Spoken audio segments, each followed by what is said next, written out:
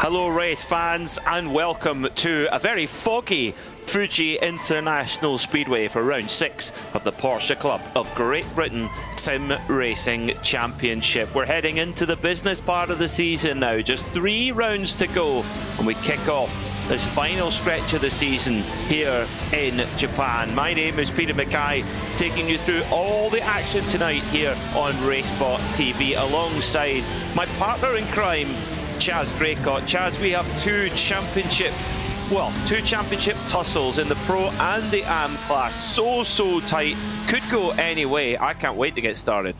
Absolutely, Peter. Thank you very much. It's great to be back once again, side by side with yourself, and we do have some incredible battles our way for the remainder of this season. No runaway winners at all in either category. We've got 3 drivers within 4 points of each other in the AM class in these GT3Rs that you see on screen right now. One of them being that man there, actually, Oliver Carwadine. And as we go into the final few rounds, there's only 1 point, 4 points in it, actually in the top 3 in the Pro class too. But what a great calendar we've had this season, Peter. We've visited some absolute gems of circuits, and tonight is no exception. No, definitely not. Of course, last time out we had our first endurance round of the season, and that's what we'll finish the season with as well at Silverstone. But today we're at Fuji for round 6 of the championship. In 2 weeks' time we go to Texas, to the Circuit of the Americas, a new track for the drivers to get their head around, and then to an old favourite, the home of British motorsport, the Silverstone Grand Prix layout for one of our extended endurance races to close off the championship. Well, we told you it was close. Just 4 points separate the top 3 drivers in Pro. The returning Mark Baxter-Jones, Johnny Cullen and Christian Tsuruta. What a tussle it is at the top of the championship. Rob Sharp still in touch just about in 4th. Johnny Elia sits in 5th. Then it's Lewis Archer, Stephen Haley, James Cummings, Chris Byram and Rob Miller rounds out the top 10. In the AM standings, well, it's very tight as well. Indeed, with Oliver Carwadine and Drew Fletcher tied up with 91 points apiece. I'm inseparable at the moment for those two, but just 4 points back is Heinz Meyer and only 10 points off the ultimate pace, Fausto Pinto in 4th, so it's even tighter in the AM Championship standings. Amrik Sastev sits in 5th, then Andrew Shepard, Ralph Meyer, Alistair Hatcher, Kim Such and Alex Owen round out the top 10 in the AM class standings. So, for the first time here in the history of the Porsche Club of Great Britain Sim Racing Championship, this season, Season 8, we go multi-class racing with the AM Championship drivers driving this car, the Porsche 992 GT3R, with the Pro Class drivers driving in the very latest Porsche GTP machine, the Porsche 963 with its hybrid V8 powertrain. 2 very different vehicles, but both come out of the same factory doors in Flacht, just outside Weissach, where so many dominant competitive machines have come out of. So the drivers now just getting into their qualifying session. 10 minutes each for each class, so the AMs will get out there, get into their session, and then it will be on to the Pro Class drivers to see what they can do at the top of the field. Yeah, and this circuit as well, a mighty difficult one for these drivers in both classes. You know, there's some really clumsy, slower sections for the GTPs to deal with, and there's some high-speed sections as well for the GT3 cars where they may get a little bit loose and you've got to be really on it in case they try and break away from you. They may have a lot of downforce behind them, but I tell you, it's easy to overdo it there. There's a huge curve here through the right kink. We aren't doing the horrible chicane at the bottom of the hill there, which, to be fair, I think it breaks the racing up quite a lot at a circuit like this, Peter, and it can quite easily get messy. But this last sector, I mean, no matter what car you're in around here, I've driven about 5 different cars here recently on iRacing, and it is horrible to drive every single time. It just feels like the car doesn't want to do what you're telling it to do. Yeah, you're asking the car to kind of be a gymnast when actually it's a prop forward rugby player. It's especially the GT car too. It just doesn't want to turn there. You're spot on. It's very technical coming through turns 13, 14, 15, 16. But in those technical spaces, that's where the really quick drivers make up their time. It's not through being brave or through the fast stuff. It's actually through being really good and competent through those technical parts of the circuit. So Fausto Pinto on top of the timesheets right now with a 137.275. He's got a bit of a gap back to Heinz Meyer with a 137.553. Oliver Carbadine sits in third with a 137.667. Fausto Pinto with the certainly fairly vibrant paint scheme on that Porsche 992 GT3R, and already the GTPs, they are waiting patiently, or not so patiently as the case may be, at the pit exit. Off they go then. Johnny Cullen and Christian Tsuruta, wheel to wheel. We've seen that before. They head out. There goes Barbie, ready to party. Welcome back, Peter. Gorgeous field of machines though. Great liveries on these cars as well. They're all very complimentary of these machines. Even James Cummings' car there, we just saw for a second, the all-orange number 2 car, still looks very tasty. I quite like a plain and clean livery on the 963. Great looking machine. This is our championship leader, Mark Baxter-Jones. And again, he's not been a standout performer in many ways. He's just been very Mark Baxter-Jones-esque. We've seen him in special events before. We've seen him, obviously, in this championship a lot as well. He's just such a consistent point scorer all of the time, isn't he, Peter? That's how he gets results. He never makes a big fuss of it all. He's just there in the right place at the right time. That's right, and that's how you win championships. That's how you get the job done. And Mark Baxter-Jones has been superb so far in this 11/10 Racing number 8 machine, and just taking a nice steady approach to his build-up lap, just getting everything up to temperature and pressure, getting the heat into the brakes as well. It's a brake-by-wire system on this Porsche 963, and that was one of the biggest challenges that the Porsche engineers, spin there for Lewis Archer in the 46 car. But yeah, it was one of the biggest challenges the Porsche engineers and the Penske team that run the factory cars faced, was dialing in that brake-by-wire system and trying to get it to feel like an original mechanical system. But they've certainly got on top of it now. So Mark Baxter-Jones right up through the power, opening up that 4.6 litre turbocharged hybrid assisted V8 engine up to 7th gear on that X-Track gearbox, then hard on the brakes, no ABS of course, down all the way from 7th to 1st gear, rattling through the gears, 6 gears down, and then hard on the power again through that high revving V8 up towards hairpin. Very quick through Coca-Cola, and then 100R, you're just hanging on. You feel like your cheeks are going to pull off your face there, and then braking for turn 6, the hairpin, spot the apex. Don't break the track limit though. Minimal steering input, very smooth here, Chaz, on this lap.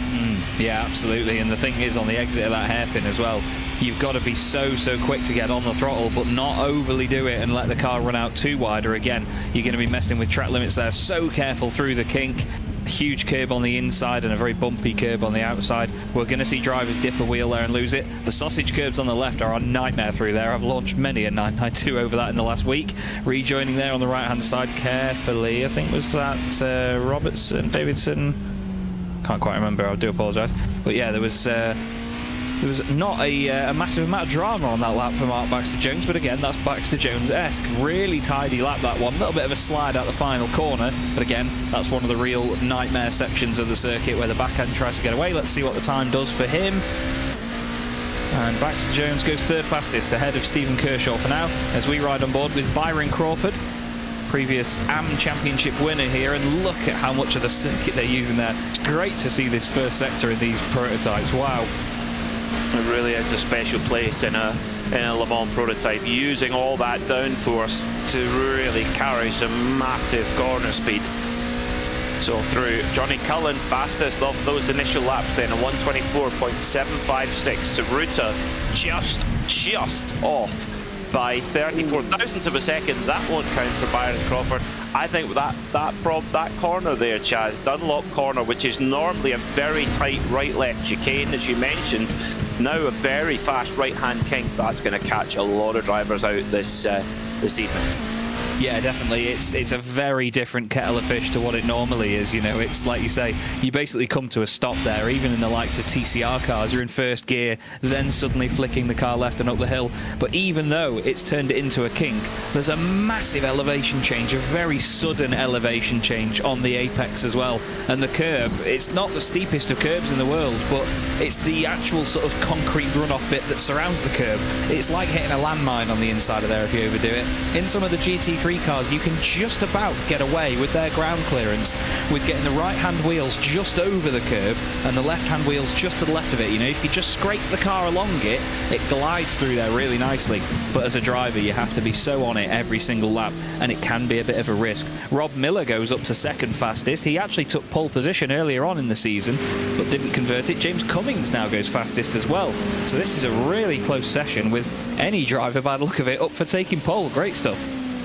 That's what we like to see. So yeah, James Cummings, just times are so tight though, 800ths of a second separating Cummings from Tsuruta right now. What can Byron Crawford do about it? Oh, as you can see, the car does not like taking curbs. The GT car or a touring car, this is not. This is a super stiff carbon monocoque prototype based on a Multimatic spine. Whoopsie daisy.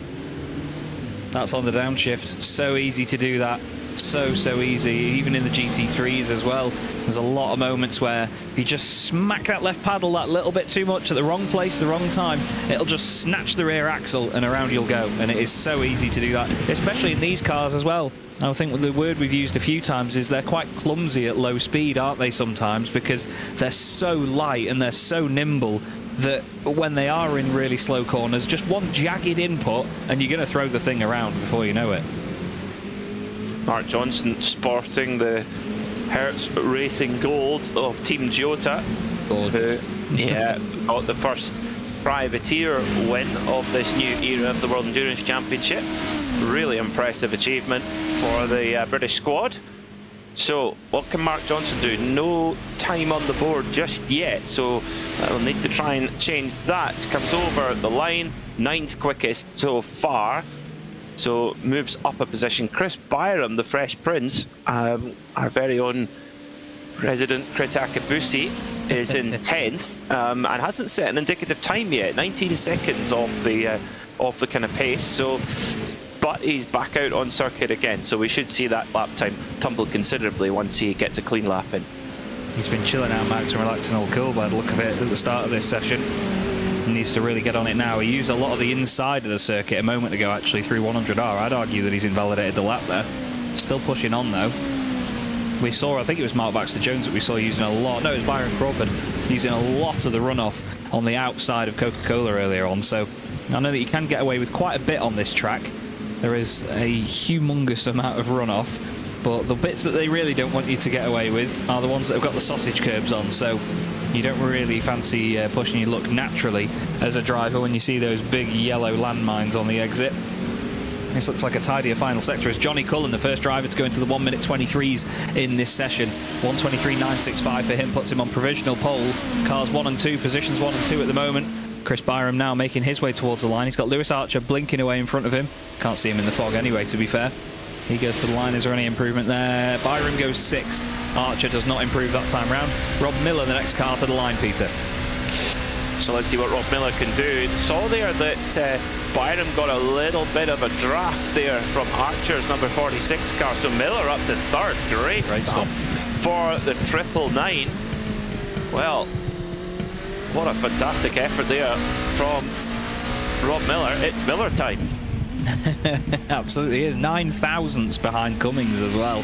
So close. We ride on board with James now too as we go through the left-hander down towards the hill. Feels like such a long run by most cars' standards, but in these things it's almost like these sort of short square up to the corkscrew at Laguna Seca. You think, oh, this is going to take a while, and then suddenly you're there and you've got a brake. It's terrifying. Over the crest, you see them look. We're going to see a lot of drivers doing that tonight. They'll go over that crest and the steering wheel's going to be straight because they're just constantly sort of half correcting again there as well through the left-hander. And even here on the brakes sometimes we'll see them do it. Look as they go over the crest here. Ready? Steering wheel straight, even a little bit of oppo on there as well. It's just dancing around that final sector. It's like it's a wet track, isn't it? Yeah, the track temperature will be pretty low with these foggy conditions too, so that's not, it might even be on the lower side of optimal. So of course these cars got so much power with the hybrid system included. It's about 670 horsepower all through the rear wheels, so it's pretty aggressive power delivery. Let's see what Tsuruta can do. He's back in 5th at the moment. He'll want to be a little bit further up the order than that. He's going to get another lap in if he wants it. Down to first gear, carrying as much speed in as possible.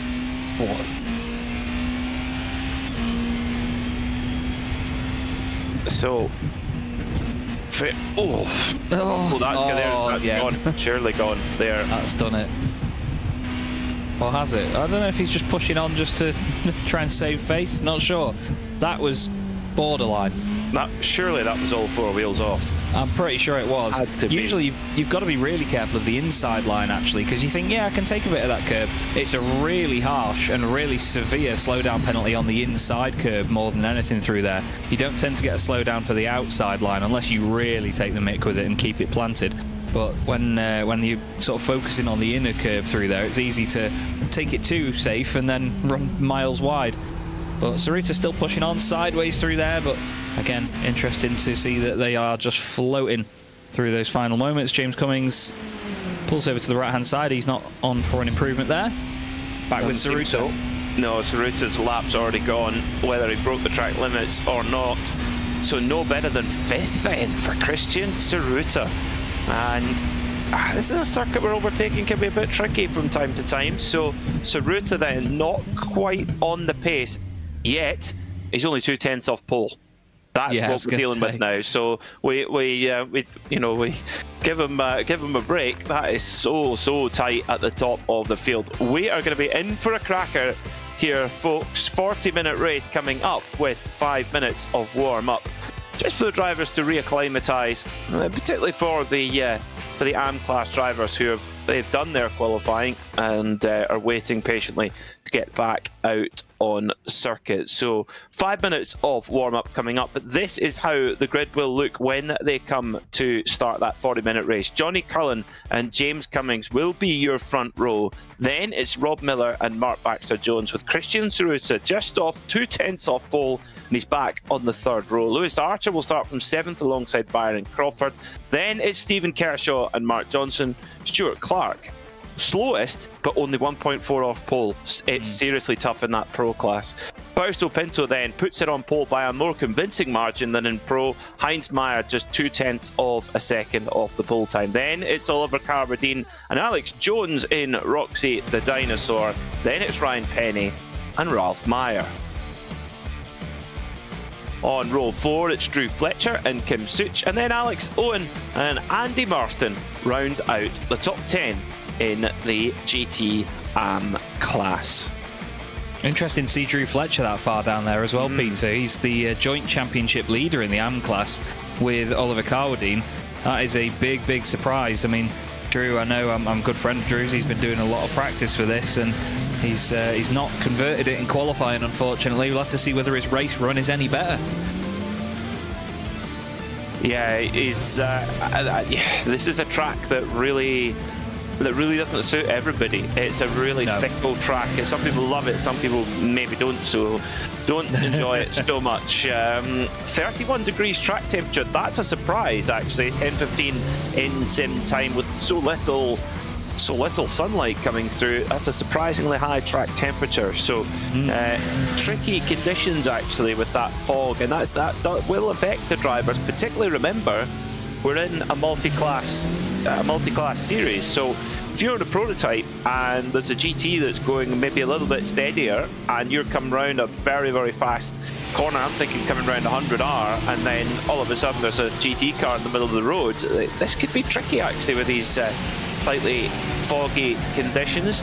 As always, here in the Porsche Club of Great Britain, we've got a huge number of very kind supporters of this year's championship: Woods Food Service, PMC Midlands, Derbyshire Holiday Homes, Stand 21, Pirelli, Leading Edge Graphics, Paddock Partners, Porsche Centre Chester, of course, Midas Simulation, as well. So a huge thank you to all of our sponsors for this season and keeping the Porsche Club of Great Britain Sim Racing going from strength to strength in what is the 40th year of Porsche Club Motorsport, and how it's evolved. Of course, Porsche Club Motorsport thriving in the outdoor world as well as it is here in the simulator. 8 seasons in, well, 3.5, 4 years or so. So it's been a busy, it's a busy few years for the championship. But here we are with a, you know, if you think about it, if you wound the clock back 4 years, Chaz, would you think, oh well, not only are Porsche going to make a new prototype and go back to race at Le Mans, but it's going to be on iRacing. It's crazy, isn't it? I think it'll be around 4 years this month, coming into the start of July, actually, because it was right in the middle of the COVID pandemic, and it was a few months in, I think, we started getting this together, and we had our very first broadcast, our very first commentary together. I'll never forget the scene of Donington Park. I'm not going to really read it all back to everybody, but wow, we've come a long way since then, and it's been beautiful to see the championship develop.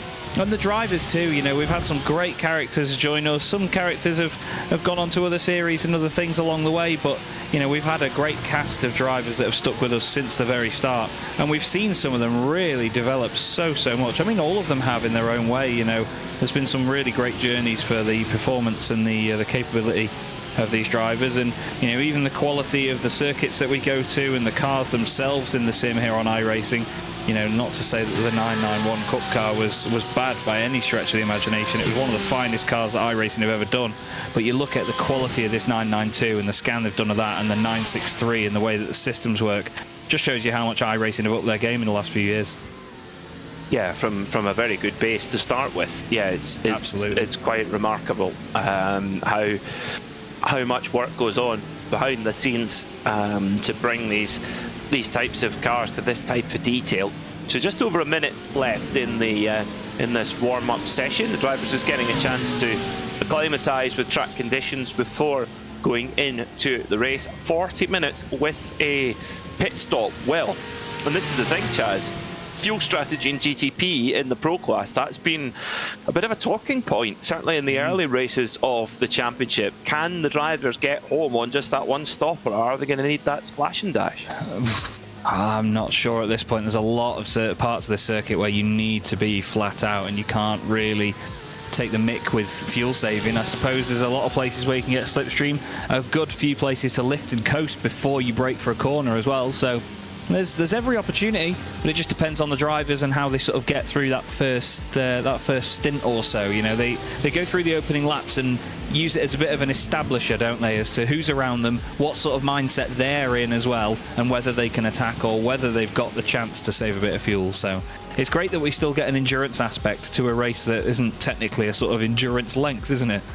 I love it. I think it's a really cool call from the organisers to get that, you know, do you push and go for that second stop, or can you make that, then can you have the discipline to get it home on that one stop only? It's almost a kind of Group C style of racing, where you've got a limited amount of fuel to get you to the end of the race. So checker flag out for this warm-up session, and thankfully the mist has cleared a little bit, and it looks a lot clearer out there at a virtual Fuji Speedway, just right in the shadow of the famous Mount Fuji. Been racing here all the way back since 1965. The track was actually originally owned by Mitsubishi before it was bought by Toyota in 2000, and the first race here, the Fuji 200 USAC exhibition, was won by fellow Sideburn enthusiast Sir Jackie Stewart back in 1966. They even had an oval here at one point, which ran from 1965 to 1974, so they've had all kinds of motor racing here at Fuji. I was going to say that's quite synonymous with Japanese circuits. They try and turn them into a bit of an oval as well. They make them multifunctional. I mean, look at Motegi, which has got one of the worst circuit names in the world now that it's changed. It's no longer called Twin Ring Motegi. It's called Motability Resort Motegi. It sounds like there'd be a load of people walking around on mobility scooters. Well, not even walking. Maybe they plan on racing them. It's a motorsport retirement home. Yeah, well, yeah. Imagine that, a bunch of retired racing drivers just going out for a track day. Sighting laps. Yes, great. That sounds very good. I would pay to watch that. I would. Imagine Jason and Matt Neal on their mobility scooters. Oh, they'd still try and knock each other off the circuit. Yes, they would. They would. Oh, Lord. Well, mercifully, the cars are moving. Before we can talk any more nonsense, but I can tell you for free right now, we are going to talk some more nonsense. Oh yeah, we're just going to do it at higher speed. Yes, exactly. The Porsche 911 GT3 Cup Touring. Now, there's a rare car, isn't it? It's also the iRacing pace car here, which leads the field around the very slow Panasonic turn. You would hope that your Panasonic computer is a bit quicker than that turn, but they line up now, the GTPs in the Pro class, ready to lead us into 40 minutes of racing then, ready for action. Johnny Cullen will lead us away from pole position, waiting for those lights to go out. Agonising wait. It's a long wait here, actually, Peter. It's a very long wait. I commentated here the other night. It's a very long wait till that pace car's actually in. It's a very long wait. Someone will ask us for a tin and tartan paint in a minute. Ready for the green flag? Whenever you're ready, chaps. Oh my word. Green flag, green flag. Green flag in the air, let's go. Johnny Cullen hits the loud pedal then as they run down towards the first corner. And the 999 of Rob Miller, looking to get more than he bargained for here as he's making a move to the lead then in the white, yellow and black machine. Great stuff there from Rob Miller as Johnny Cullens has to slot in there in second with Saruta from 5th on the grid up to 3rd. Great start by Saruta, really tidy for Fausto Pinto in the AM class as well. We've got Heinz Mayer side by side with Oliver Carwadine. Carwadine on the inside line, having to play it easy. Drew Fletcher's a few cars back in there. Alex Johns is also in the mix. I think actually one of the Oris racing cars was overtaken by Fletcher there. It might have been Kim Such, because we've got Ralph Mayer in the mix too. All the GT3 cars very close. They're 3 wide actually going into the left-hander. Carwadine holds on to 3rd place. Baxter Jones, championship leader in the Pro class, just in front of Archers. We've got a spinner. One of the 11 tenths cars, I think, has just gone around. Oh dear, I think that'll be John. It's Byron Crawford, is it? Okay. Ah, dear. And he's going to get mixed up now in the GTs. That's not what he wanted, and I'm sure not what the GTs wanted either, is to have a stricken prototype in their midst, but that can happen on race start. But I tell you what, it's Miller time at the front. Rob Miller, 999. Well, I think he's worth a little bit more than that. Absolutely, really flying out of the gates here, Rob Miller. Great stuff to see it. We know he's got the pace and we know he's got the pedigree to get up there because he's taken pole position in these races before and started to streak away from the front. I think it was at Circuit Gilles Villeneuve where he did that, but then he made a bit of a mistake partway through and eventually just dropped down and had a bit of a torrid time when he got stuck up in traffic. But we have 2 of the championship protagonists right together here. Christian Saruta, 3rd place. Johnny Cullen in 2nd. James Cummings right behind them as well. Mark Baxter-Jones watching from the back seat of this. He's got Lewis Archer trying to fend off, I believe, Chris Byram in 6th position. So all of them, like I said earlier, sort of establishing who they're around here and what the pace is like. Because, there was a bit of drama there. Kim Such and I believe Alistair Hatcher, Drew Fletcher down at the first corner. We've got Alex Owen not far off these guys as well. Andy Marston in the background has lost his front bumper too. So there's been a bit of shenanigans in the GT, in the AM class at this open. Oh, smoke.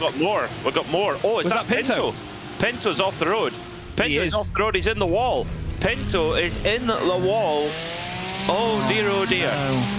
That's at 100R. That's fast through there. So has he put a wheel on the grass or something? Because it's a strange place to go off, that. It is a bit of a strange place to go off. Unless, I mean, I've seen people lose it on the weight transfer. You go really fast through the left, you flick the car through the right into 100R. I've seen people lose the back end in much stranger vehicles around there and just sort of end up on the inside once it grips back up. So hopefully no major damage to the car. Seems to be handling all right from where we sit right now, but yeah, that is an odd place to go off and a massive shame. He was the class leader. Yeah, and he really needed that really needed a win to try and close the gap down in the championship to Heinz Meyer, Drew Fletcher and Oliver Carradine. Let's get a look. He's all on his own, is Fausto Pinto. Clips the curb. And gets it on, just carries too much speed, gets it up over the curb. Now, is he collected? Oh, all the drivers coming through do a very good job not to hit him. And Fausto also does a good job to keep it out of that fence there. Well, so not at all what he would have looked for in those opening laps, but could have been a whole lot worse. This is what happened to Byron Crawford. They pick a fight with Barbie. Oh dear. Just tried to, well, just made a tiny bit of contact with Barbie, and well, that was it. Yeah, that was a ugly little tap, that, wasn't it? The tiniest of touches, and you can just see how much these cars are on the edge, though. That really highlights it for you. The fact that they were, you know, side by side very quickly through that kink. And I think because the car was probably already a little bit upset by the big change in camber and elevation on that apex, that added element of a tiny bit of contact with another car, that extra weight being thrown at the front left corner, just upset it a little bit too much. We look here at the AM leaders then. Heinz Meyer leading the way, car 222, got his first league win back at Monza earlier in the season. This is Mark Johnson going for a spin, and you can see that getting on the brakes there, that almost added to the incident, didn't it, Peter? Yeah, that hurts. Oh no. Not his golden moment. No, definitely not. Rob Miller is not getting away at the front of the field with Johnny Cullen, the defending champion, with the #1 plate on the front, keeping him honest with Christian Tsuruta. Always a gritty fighter there in car #7 with the Grello livery on that Porsche 963. Is a big moment there for Cullen, and that, we mentioned it in the pre-show, that is Dunlop corner, and that is that fast right kink where that's really tricky, and catching all the drivers but Rob Miller out there. Now Tsuruta's gonna, he smells blood. He says, I'm gonna have a go here. He's gonna nip it up the inside, is he? No, but it corrects back again as Cullen reclaims his position, and Tsuruta's got to try and figure something else out, but he's right there in the slipstream. Now, Christian, does he play clever? Does he just lift and coast and use Cullen as a bit of a domestique, to use a cycling term, or does he push and go for the lead with Rob Miller? It would appear he's going to do a bit of both. Yeah, I was going to say, I don't think he knows, does he? That was, it seemed like at one point Cullen was moving out of the way to say, you know what, if you really want to go through, go through. I know what you're playing at. You know, you're not saving any fuel behind me. And then Tsuruta was sort of forced into a really strange scenario where Cullen was on a defensive line. He didn't really want him to be. Looks down the inside into the hairpin. The mindset is definitely there for Tsuruta to get past. I was going to say he definitely smelt blood in the water. That's absolutely the right phrase, Peter, because where he had that moment in Cullen, he would have really quickly heat up the rear tyres into that final sector there. And when you go in over 3 corners then that are really clumsy and over crests, that's the last thing on earth that you want. So Tsuruta knew that was the prime time to try and have a go. He's so close to the back of him in these things. It's like touring car racing. It is, and I think all they're doing is slowing one another up. Because Rob Miller is just breaking away now as they bicker over second position. But I think it's Tsuruta feels like he's being held up. He's like, come on, Johnny, let's go. But Johnny Cullen's being very disciplined here. He's got to hit a fuel number as Alistair Hatcher gets in a bit of a disagreement there, coming through turn 1. But yeah, I think it's, you know, Cullen, he's wanting to hit his fuel number, and he knows if he doesn't hit that fuel number, he's getting an extra pit stop, and that's not going to be good enough to win the race. So he's running to a pace. Tsuruta, I just don't think is comfortable at that pace at all. He wants to get going, but is he able to go quicker and hit the fuel number in is Tsuruta? We don't know.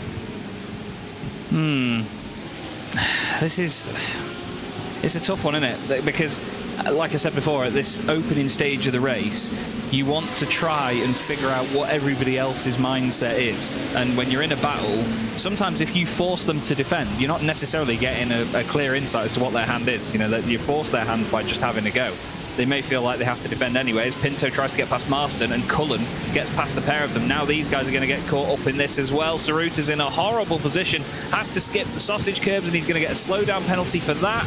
Cummings is now side by side with Baxter Jones. He's gone around the outside of him, and Andy Marston as well. Oh, goodness me, that is all really close stuff through there. Goodness me. Tricky, very tricky getting through there. If you just catch the traffic at the wrong time, oh, it's a nightmare.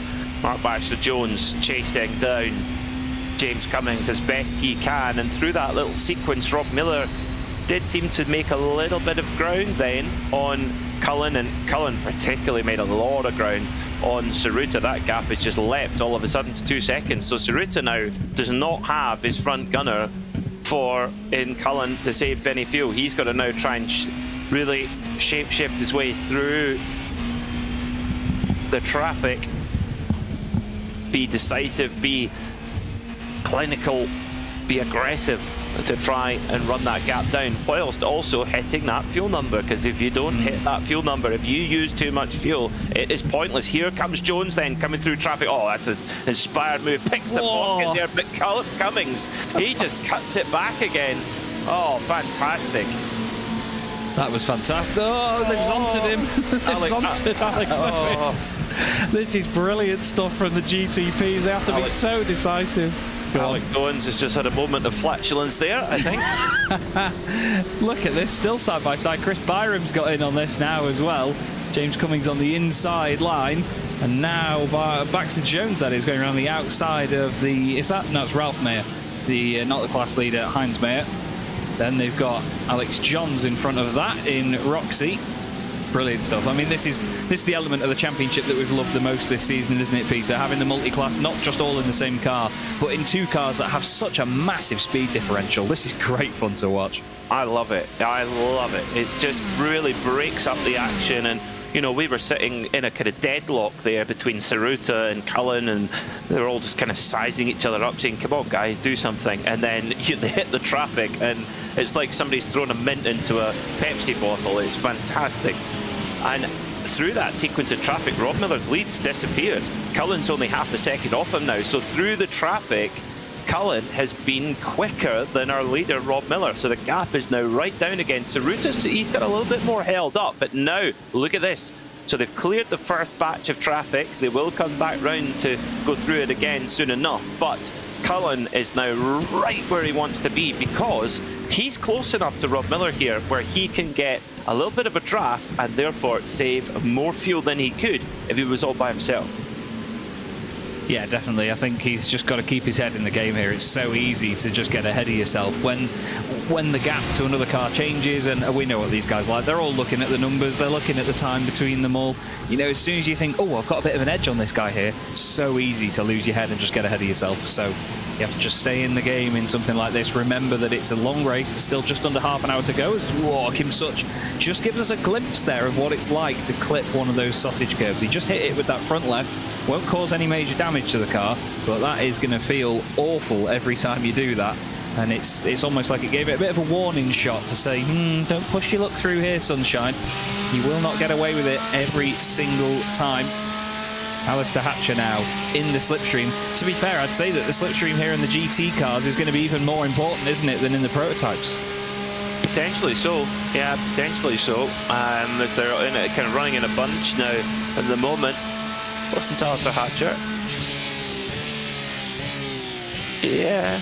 I mean, you do have a longer braking zone in the GT car. Whoa, that was all a bit messy, wasn't it? Kim Such just dove up the inside, but actually just couldn't get the car stopped, and they all ended up kind of on top of each other. Alex Owens has to give best there, and now Hatcher right on the back of Kim Such. And another Penny off there. Ryan Penny off the road then. And now he's in the mix. They all just want to fight each other, don't they? Yeah, This is absolutely crazy stuff. So much going on. So eventually, with all the shuffling, Heinz Mayer leads the way in this class. Oliver Carwadine second. Alex Johns on for a podium. Ralph Mayer in fourth place. Drew Fletcher has now got up to fifth position after starting seventh on the grid earlier in class. Now look at these guys, still right together. Alistair Hatcher all over the back of... Oh, no, he was running a risk there, and oh, it's got messy. Oh, and actually, there's been a spin for Ryan Penny again in avoidance there. Yeah, spun in sympathy there, did Ryan Penny. So, back at the front then, Rob Miller hanging on to the lead for now, maintaining that gap well with Johnny Cullen right behind him in that green and black machine. Rob Miller running the kind of alternative version of the official Porsche Penske Motorsport factory colours in a yellow, which actually I think suits the Team Penske. It's gorgeous. Look quite well. Imagine the DHL on the side of that. I think that would look pretty cool. The RS Spider throwback. Yeah, yes. I'm surprised no one done that actually. Yeah. Yeah. No, you're absolutely right. That would just, to use a millennial phrase, that would slap on this car. It would look absolutely That'd be awesome. sick, bro. Oh, flipping out. Oh, But yeah. Rob. I know, innit?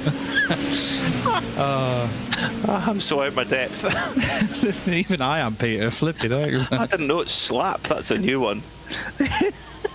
Oh, that is drip. What, is that the one I tell you?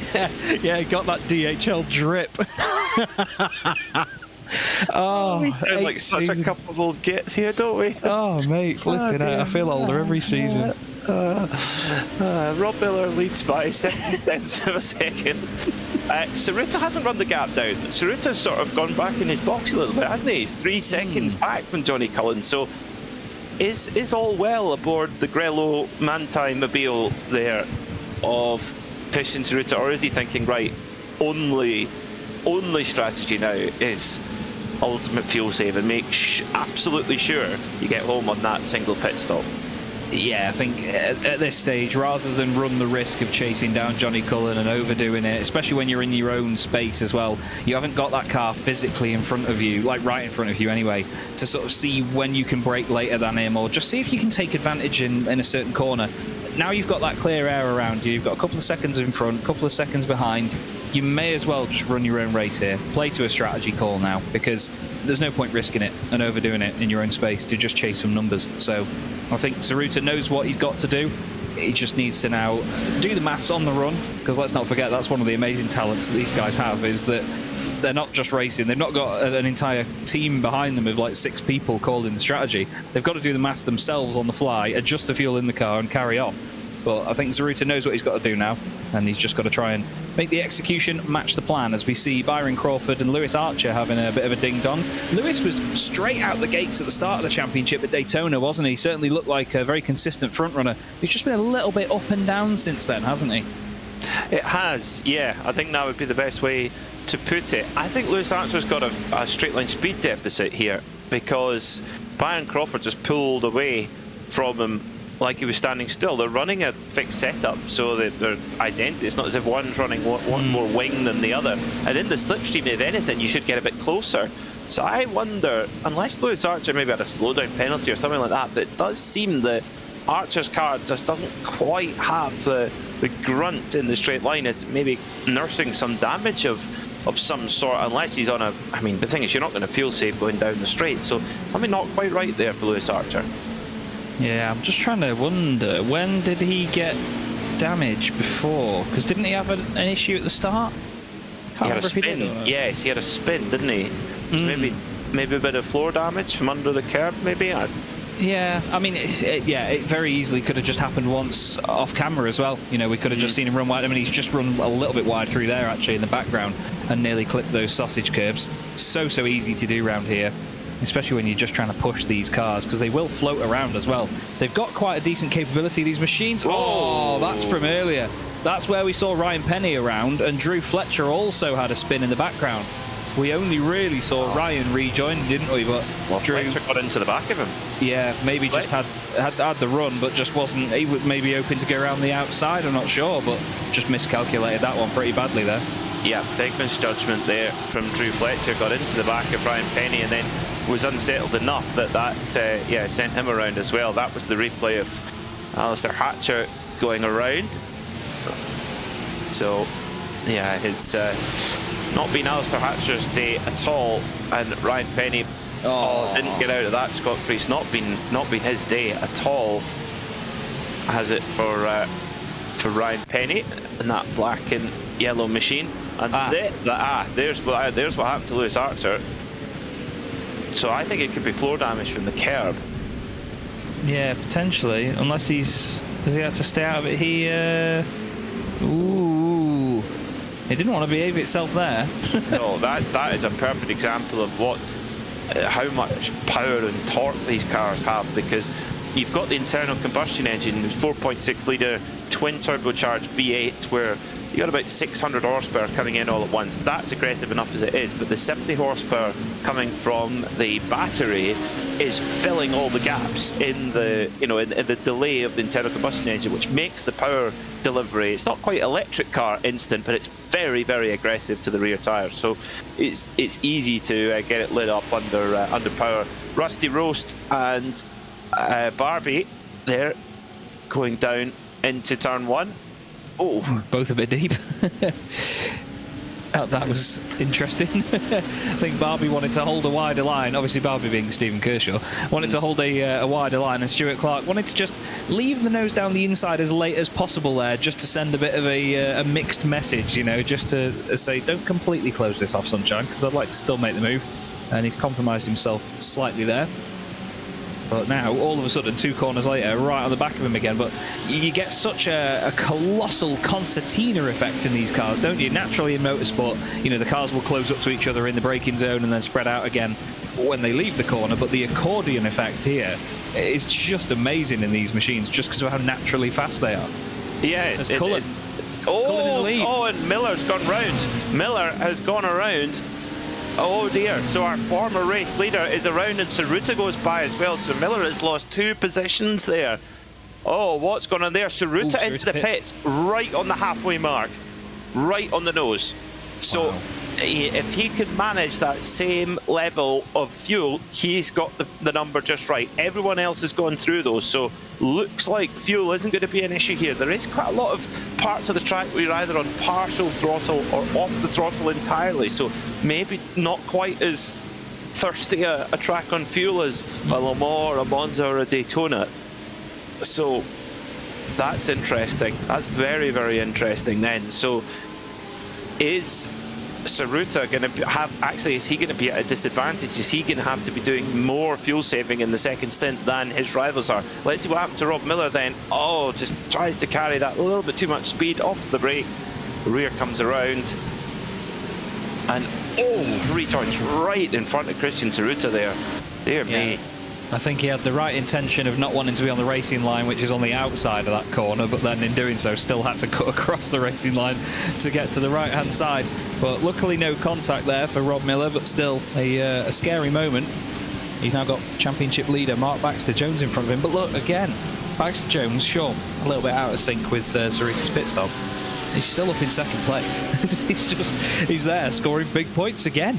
Yeah, he's absolutely thereabouts all the time. So now the GTP start to stream into the pit stop. So Baxter Jones followed by Miller, Cullen in there too, Cummings in. So the other front runners, effectively, they're all coming in for service.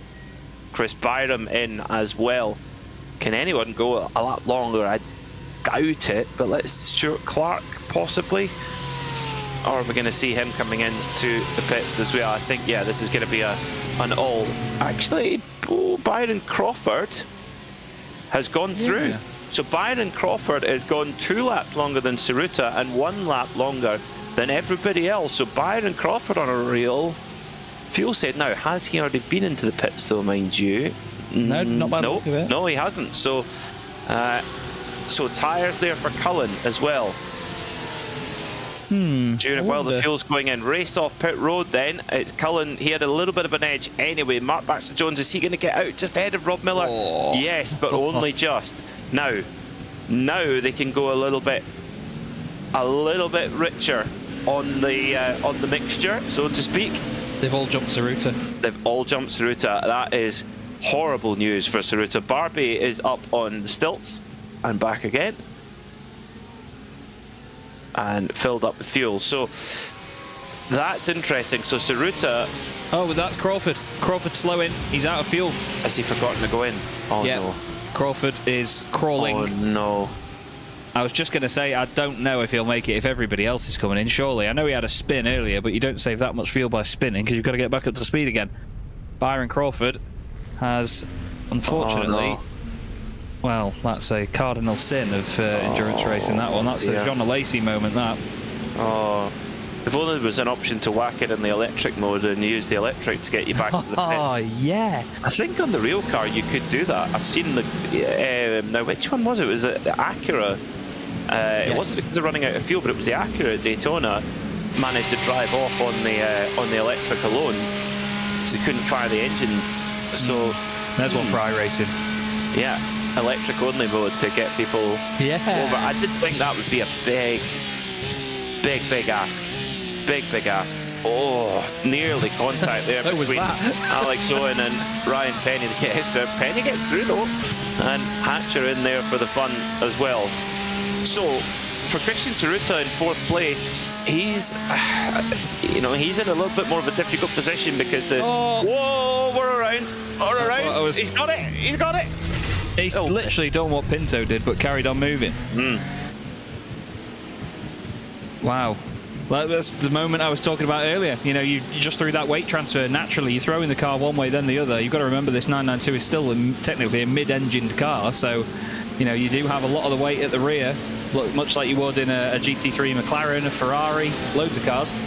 And, yeah, unfortunately there, Alistair Hatcher paid the price. I think he had a little bit of damage from earlier on as well, so maybe the car not performing as much as he'd want. Byram has to get out of that there. Can't get my words out tonight. But, yeah, there's been a few interesting sort of unforced errors this evening around here, but we have said all along that Fuji is tough. It's proven that, hasn't it? Yeah, it is a really tricky circuit. Rob Miller actually falling back into the clutches of Tsuruta, so does Tsuruta have enough fuel to go full rich and chase after the guys ahead? Because he came in a lap earlier than the rest. So theoretically, you would think that he's got to be more economical than Miller, Bart Baxter-Jones, and Johnny Cullen ahead. Johnny Cullen just pulled the pin. He's 2.5 seconds up the road already. Now, can I look here as our GT pit stops? Oliver Carradine coming out, and he looks to have jumped everybody. So Byron Crawford has been back in. He's obviously towed the car back to the pits and then got back out on circuit. As Tsuruta sends it up the inside of Miller. Oh, Miller was still very committed to the left-hander there. I think Tsuruta would have had a moment of flatulence as well, like you said before, Peter. It wouldn't have just been the flying bogey. There would have been all sorts in there in the mix as well. But Tsuruta now trying to fight on with these boys. And like we said before, you know, he's not going to be the one that out of everyone can gun it here because he's the one that pitted earliest. So he's got the least chance of all of them to make it to the end, if anybody will. Well, that's it. Yeah, that's it. But maybe he's happy. Maybe he's happy with his fuel number. Maybe it's just not that sensitive, and he can easily push on. Let's see. Rob Miller now really under pressure from Tsuruta. Mark Baxter-Jones in the in the second place car, but leading in this little group here, moving around to try and break the slipstream there. Cullen, he's gone. He's another full second further to the good. He's 3.4 seconds ahead, so he's checked out. He was playing the game perfectly in that opening stint. Tsuruta now, big lunge, late lunge down. Lets off the brake at the apex there. Can he make it through now up onto the podium positions? Rob Miller's not going to let him have it easy. Remember, Rob Miller doesn't have any championship axe to grind. He's not in the championship fight at this stage, so he just wants to try and get a podium or even a win would be great, but that's looking less and less likely as Cullen streaks away at the front of the field then. But for Mark Baxter-Jones, these points are so important. He leads the points. He leads the championship points by 1 from Johnny Cullen right now, but if he can keep Tsuruta behind, that would be so important. If not, those points could be so pivotal. Yeah, and I mean, how many times have we both seen championships decided by 1 point, sometimes even less, you know, half points when races don't go full distance. You've just got to take every single point you can. You cannot let any of them slip. And who was that off at the side of the road in the GT car? Was that Alistair Hatcher disappearing to the right-hand side? I think it may have been. Drew Fletcher is also way down in 11th place. I think he might be out of the race. He was another championship contender, so Carwadine, he's taking the initiative. Drew is in the background there, actually, but he's pulling over to one side, it seems. So it's all constantly going the GT class, isn't it? Wow. It is. Alistair Hatcher's in the pitch right now, so it could have been him. Heinz Meyer leads in the GT class. Has he pitted yet? Yes, everyone in GT has pitted, so that is a real gap for Heinz Meyer. 4 points behind Carwadine and Fletcher in at the championship. Carwadine in second right now, so it'll be so tight going into the penultimate round of the championship as Saruta is getting his elbows out here, trying to make a move on your championship leader, Mark Baxter-Jones. He's got past Rob Miller, he's got that job done. So Saruta's up onto the podium now, and now all over the back of the 11 tenths Racing Porsche 963 of Mark Baxter-Jones. Johnny Cullen, interestingly, his gap's coming down. So a little bit of traffic there for Johnny Cullen, and the gap has come down a little bit. But Saruta, he is on it. Yeah, he's really pushing here. It's very exciting to see, really showing the body language of this Porsche 963. Takes a wider line, tries to get a bit of a cutback out of the final corner. Oh, and wow, I don't think he would have expected Mark Baxter-Jones to go to the right. I think he lost the rear end a little bit, so he was sort of forced into that manoeuvre. Now they're side by side down the straight. Drag race stuff here. This is brilliant racing again from the Porsche Club of Great Britain Sim Racing Championship. Rob Miller in the slipstream of Mark Baxter-Jones. Saruta's just had enough of a run to go around the outside. Can he outbrake him into turn one? He's going to have great momentum out of the first corner. He's brave enough to really close Mark to the apex. Great move that by Saruta, but can he hold on to it now? Because the other guys behind will be just as hungry.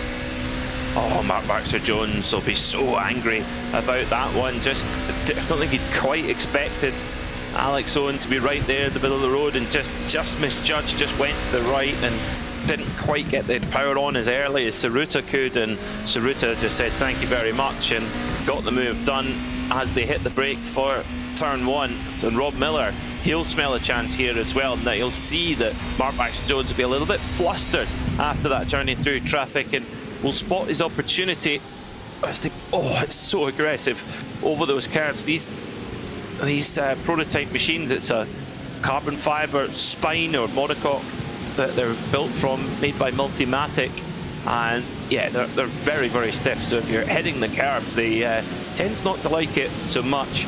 You can see the cars jumping and bouncing around as they hit the curbs and just unsettling the car. And Saruta, he's checking out. He's saying that thank you very much, I'm out of here. Yeah, it's brilliant stuff, isn't it? That's exactly what he needed right now, is for these guys to have a bit of a scrap, have a bit of a ding-dong, so he can just drive his pace and just try and get away. And now they've got more of these GT cars in front, and look at that by Miller. I don't know whether that was inspired or clumsy. Throws it up the inside, does Rob Miller, and now Cummings has got to be careful coming through there as well, but I think Miller got caught out there by the guys just sort of slowing down early for the GT cars. Good. Yeah, just had to commit there. There was no other option left to him, so just had to go for it. And Mark Baxter-Jones survives then as they come through traffic. And this is the thing, every little waypoint where you're going through traffic, there's so much risk there every single time. We've seen it in several endurance races this year. You look at the Nürburgring 24-hour this year, the leading BMW minding its own business, and a couple of back markers moved across and bang, race over, that's it. And when you're fighting for a championship, that just can't be afforded. There's a great example, as the Scuderia Chicken House gets in a bit of a disagreement there with Ryan Penny. Now Ryan Penny will be getting close to the incident point limit because he's had a lot of contact today. Yeah, absolutely. He must have borrowed some from somebody else, I think, as well, to have some spare, because he's had a very lively race. The car looks incredibly straight for it, though. He's been involved in just about everything so far, not really through any fault of his own in most cases, but he's just had a really eventful run. Down in 8th position in class at the moment, coming into this round of the championship as well. I mean, he was 11th in the championship. He's missed a couple of rounds of the season. Finished 3rd in the very first race of the season, and he's had a couple of top 5s, and now he finds himself being herded around by Andrew Shepherd.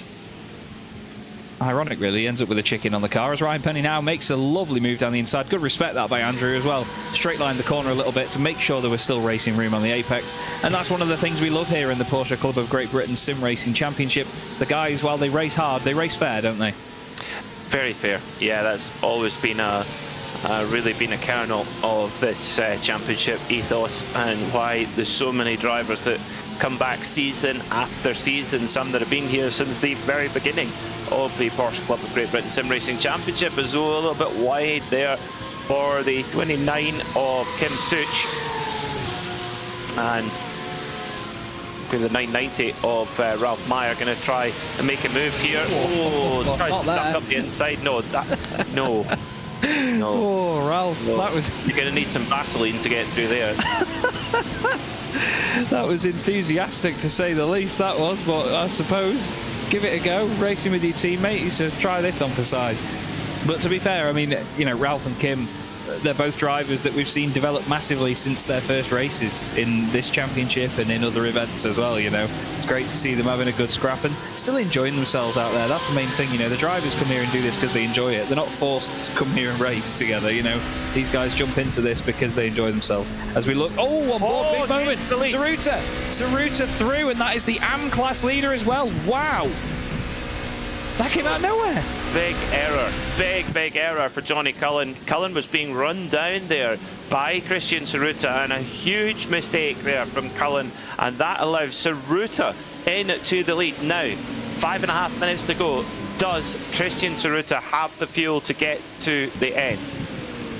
The way that he's cut through the field, either he's perfectly happy with the fuel he's got, or he knows it's a lost cause anyway. And it was, yeah, just wide. For Cullen, just got a little bit tangled up in traffic, and that was what we were talking about. Every little pocket of traffic, every little waypoint in traffic comes down.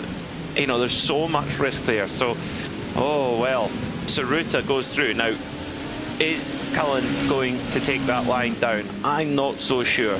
No. He's close enough here to get a little slither of slipstream from Saruta's Manti Racing machine, and the gap is just ever coming down 100th or 1000th of a second at a time as he's just in that slipstream as late as he dares on the brakes, and pulls about a 10th or so on the straight. So Cullen very much there trying to put the heat on Saruta, and of course as each group of traffic comes up, there's an opportunity for Cullen to strike back.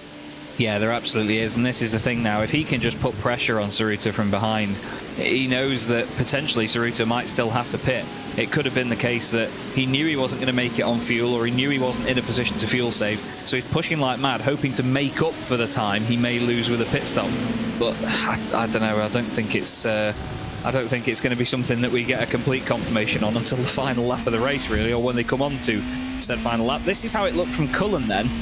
Oh, he's catching Heinz Mayer at the worst possible moment. Heinz goes... I don't think he was expecting him to go for the apex, because Heinz turned in quite late, but I don't think that's necessarily on Heinz at all. It's...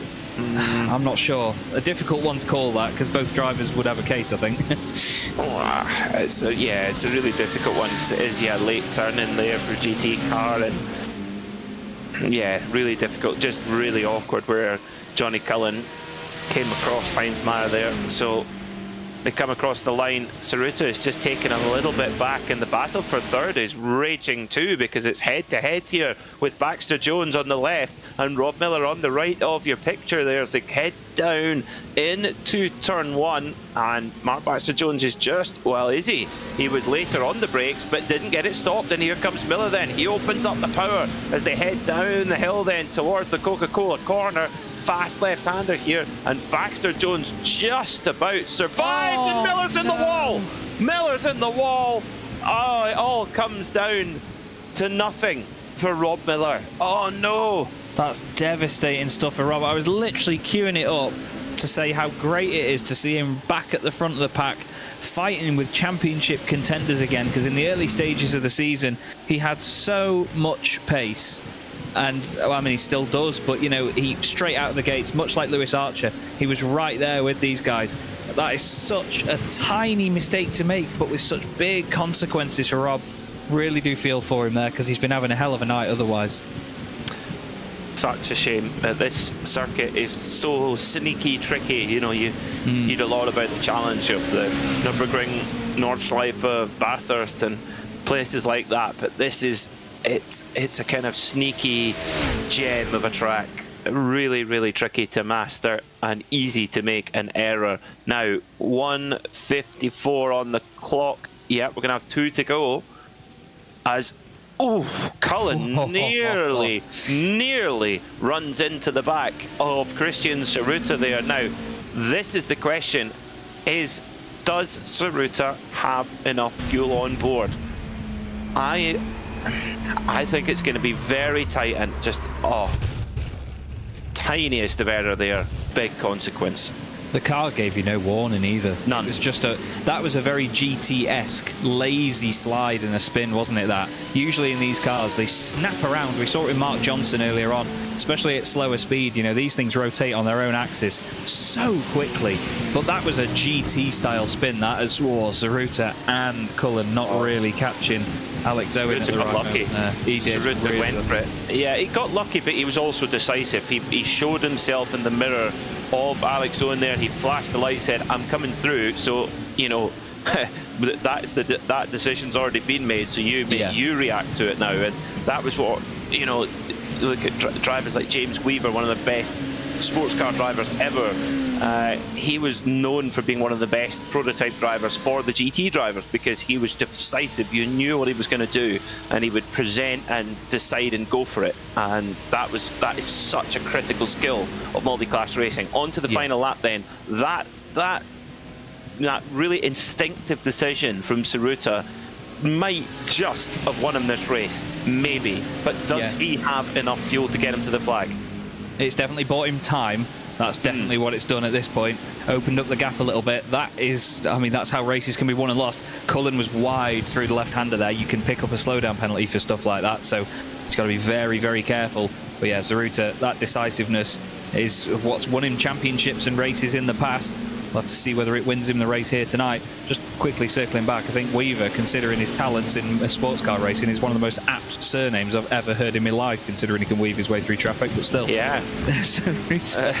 With one of the most difficult final sectors ahead of him now, Peter, has one of the fastest drivers we've ever had in this championship right up behind him. This is the nail-biting stuff that we've come to love and expect from the championship. Is he going to run out of fuel? Cullen, I just think wanted to send a message, but is he going to get a slowdown penalty now for that? Is Saruta? I don't know. I think Saruta's okay for the slowdown penalty. I don't know if he's got enough. Has he got the fuel? As they gas up and they head to the checkered flag, it's a long run to the checkered flag, but I think it's going to be Saruta.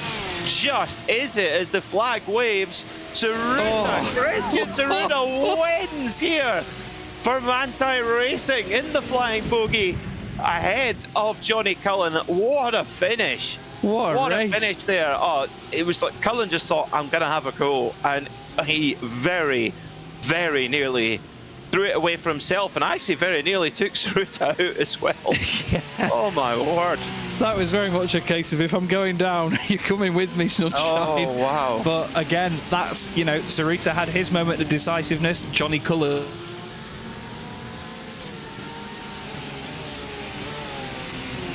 Campaign. James Cummings and then Chris Byram complete in the top 5. Wow. Wow, wow, wow.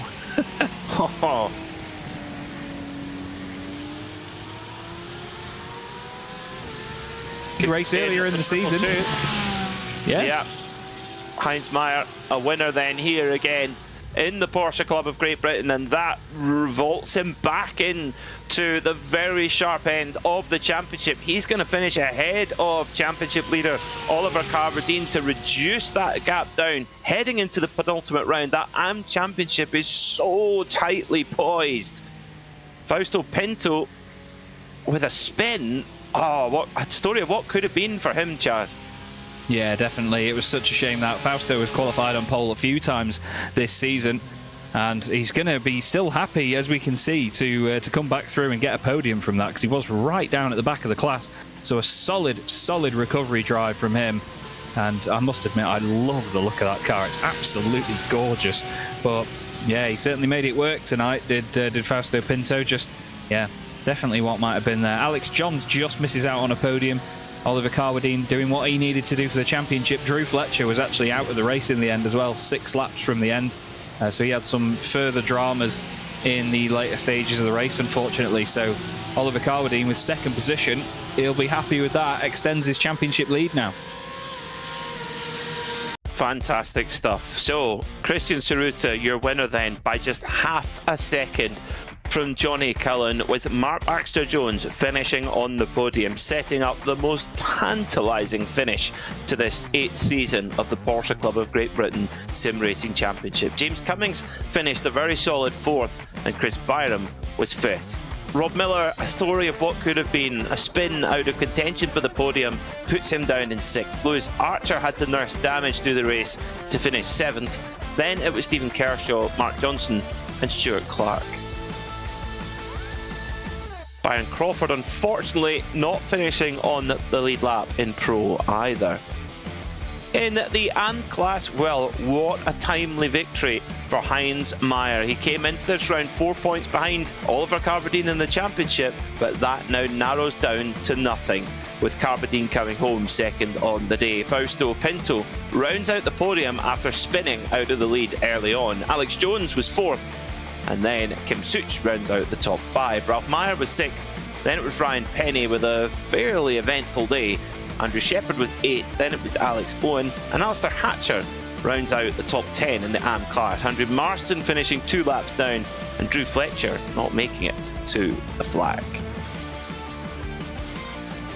Well, it was certainly an eventful day out there, and what an exciting finish. And who better to tell us about it than our race winner, Christian Tsuruta, who is down with Chaz Draycott. Christian, you must be, well, one, sweating if it's anywhere near as hot as it is where you are compared to where I am, but goodness me, mate, you had to work hard for that in the end, but we didn't think it was going to work halfway through. What was the thinking behind that strategy? Oh, God. Well, I don't know. All great sentences start with an "oh, God" like that. Well, I don't know what I did in qualifying. I had a nightmare. Managed to get a good start. Managed to get on the back of Johnny. Had a slow down in the traffic. And then for the second round of traffic, I thought I'm going to pit early to avoid the traffic and then see if I can, see if I can close the gap through the pit stop, because they'd be, on a lap stuck behind the traffic and I'd have a clear run. Turns out that didn't happen because I forgot to switch the tyre change off. So oh no! My pit stop was about 4 seconds longer than I wanted it to be, and I ended up coming out way back. But there's a balance of luck in racing, I think, and I think I had all the bad luck before the pit stop with the traffic, and I think Johnny certainly had all the bad luck, and I had all the good luck after the pit stop with the traffic. So I just had to keep pushing and just hope he get held up, which he did. And then I don't know what happened when I passed him. He kind of seemed to, wasn't sure if he got stuck behind or if he made a mistake or he had a slowdown. But I was quite surprised that I managed to catch him in the end and take the lead. And then I was just hanging on for dear life for the last few laps. I was going to say, I mean, around this circuit, it's colossally difficult anyway. It's been the main talking point of the night, how hard it is around here, especially in these cars. But, to come from 7th on the grid, end up near the lead, then all the way back again and then get the lead, it's surely got to be one of your best performances that we've seen that on such a difficult circuit. Best and worst, probably. All in one. Yeah, somehow you've done it. But, I mean, again, you got a chance to have a fantastic battle with Johnny towards the end there, really sort of wheel-to-wheel stuff right at the death as well. That's what it's all about, this, isn't it? Yeah, he had a cheeky lunge on the second to last corner, which I did not expect to come. Like, I was worried I was going to get a slowdown going wide, avoiding I was going to bounce over one of the sausage curbs and spin around, but luckily not. If I did, I would have taken him out with me, but it's on purpose. But yeah, that was a fun. It's always great when it's close like that. No one, as great as it is to go off with the lead. What you want is that close battle, because that's what makes it fun. So it was great to see, Mark and James and Rob, all, on the pace and not easy to get past. They certainly didn't make it easy, but it certainly made it fun. So yeah. I was going to say, I think at one point, any one of the 5 of you could have ended up winning that race. You know, it could have so quickly changed. You know, the tide changed so many times in that race. That's what kept it entertaining. But we go to Circuit of the Americas next time. Is that a circuit you're confident at? Is it one you enjoy? Because it's quite a Marmite one in itself, isn't it?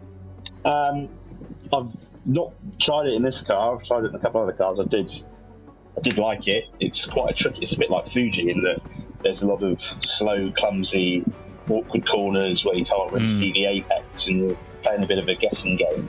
But there's also some really good bits, and I think there's some decent overtaking. It's quite tricky to pass around, but I think there's some good opportunities to pass around the Circuit of the Americas. So hopefully it will be another exciting one. Not too exciting. I was going to say, sometimes no news is good news. Well, we'll keep our fingers crossed for you, Christian. Once again, very well done from all of us here. And yeah, we look forward to seeing you next time out, mate. Cheers, boys. Appreciate it. Cheers. Cheers, mate. Well, there we go, Peter. Clearly sort of relieved Christian Saruta after that one, especially towards the end of the race there. Certainly a story to tell there for our race winner, but he'll take it. I mean, what a drive! I think as always, Christian's pretty modest. That was some drive to take that win in that second stint. Really, one of his very best. But the story is continued down in the GTs as well, with the AM category. Heinz Meyer closing the championship gap down, and he is with Chaz Draycott to tell his story. Yeah, Heinz, fantastic result tonight, mate. You got your first league win earlier on this season at Monza. Done it again now on possibly the most difficult circuit on the calendar. You must be beaming. Oh, I'm absolutely buzzing. I mean, my first one was due to quite a bit of luck with others having issues. This one, obviously, only Foster had an issue, but geez, that was tough. It was really tough. I was going to say, I mean, you know, the talking point tonight, as I've just said to Christian as well, is that this track has got so many different elements to it. It's really difficult in these cars because, you know, it's technically a mid-engine machine. There's so many crests, and I mean, that last sector's a pain in the backside for anything. What's it like trying to just hold your nerve around a track like this when you're in the lead? Oh my god, I don't know. It's all a big blur. The thing is, it's particularly with the 911 GT3R is it's under load, like full load in so many corners, and you just can't alter your line, so you're just stuck there. And if a GTP comes up behind you, you can't move to give them space or avoid or anything like that. So you just sort of have to stick to your lines and just pray that everyone else just misses you. Yeah. I had a couple of really scary moments with some GCPs right at the end, the last time they lapped me, and I made contact with one of them, and I was just like, guys, leave me alone, I'm leading the bloody race. Well, that's it. It's quite scary when you're in the slower car of the two on the circuit. You know, naturally on paper these things are worlds apart, but I imagine it can be both exciting and terrifying to have them buzzing around you.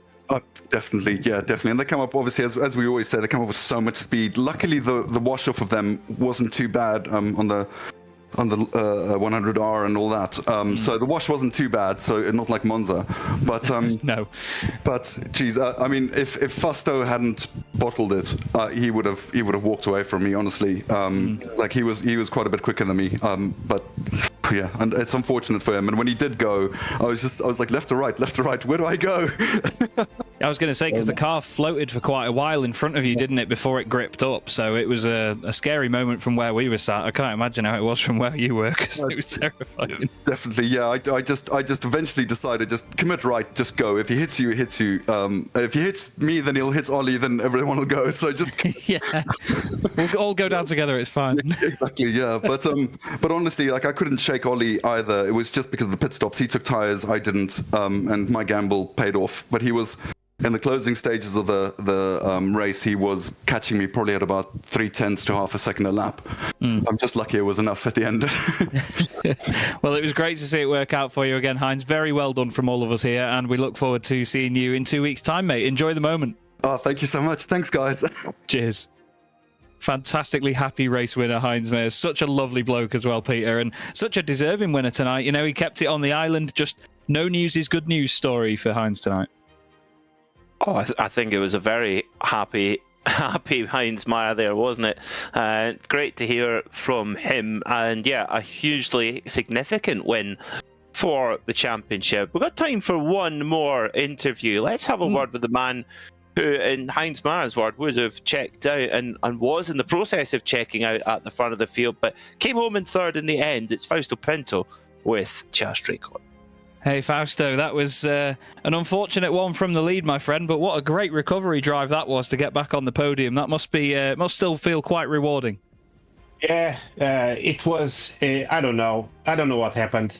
I just lost it on that corner, and I found myself running last when I was pulling away on the second lap. It was very, very strange. I have to review that to try to understand what happened.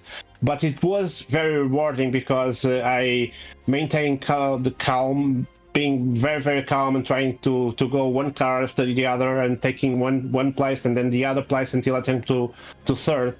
And it was a great, great race. I was going to say this circuit provided a lot of fantastic overtakes and great moments tonight.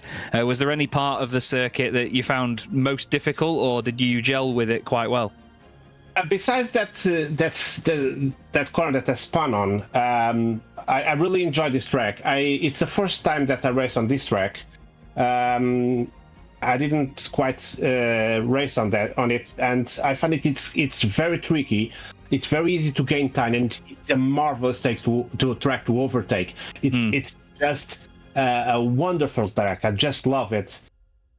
Well, it's definitely one that suited you this evening. We go to Circuit of the Americas next time round. Christian Saruta said it's quite similar to this place because there's some fast-flowing parts, there's some really slow, tricky parts as well. Do you think that you'll get on with that circuit just as well?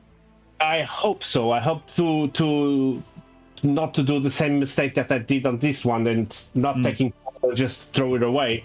But it also scares me a little because the guys on the GTP cars, they are very, very fast, and they have to be aware that besides them, the guys on the little cars, we are also fighting for positions. And when you get like bumped in from left and right from the guys that are in 11th place, and we are racing for position 1, 2, 3, it scares me a little that the next one will be like this. But one race at a time. Absolutely, absolutely. Well, it was great to speak to you, Fausto. Thank you very much for joining us. Well done on your podium finish, and we'll see you at Circuit of the Americas.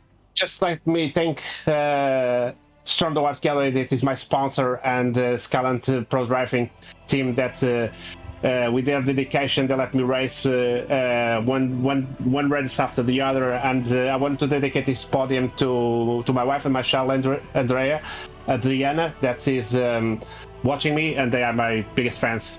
Lovely stuff. Nicely said, Fausto. Great to speak to you, mate. We'll see you again soon. Bye-bye. Well, a great recovery drive all the same tonight, Peter. And to be fair, there was a few people that had good luck on their side, but, you know, gritty determination to get through the pack. It was, yeah, and that's just kept Fausto Pinto within a slither of a chance of the championship title. Well, in 2 weeks' time, July the 10th, 8 o'clock here in the UK, we head stateside to Texas, the Circuit of the Americas, super modern track. And as Christian Saruta said, little similarities to Fuji with kind of slow technical parts in there. It's going to be a lot of fun to see how they get on. Make sure to join us there. But from us all here at RaceSpotTV, thanks so much for watching and good night.